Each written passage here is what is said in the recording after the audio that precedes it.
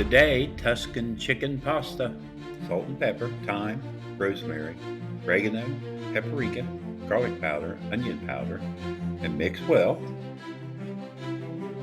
Now coat your chicken in the spices. Add to your Instant Pot on saute and cook. Now remove from pot.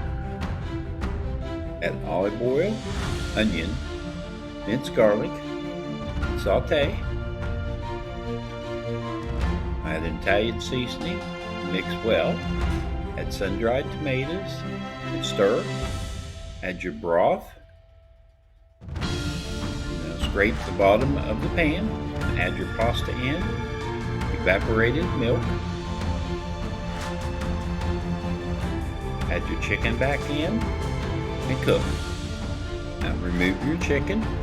Add in your cream cheese. Stir until melted. Add in your parmesan cheese and stir until melted. Now add your spinach in and mix well. Now add in your sliced chicken and stir until coated. Ready to serve. Details in the description. So long for now.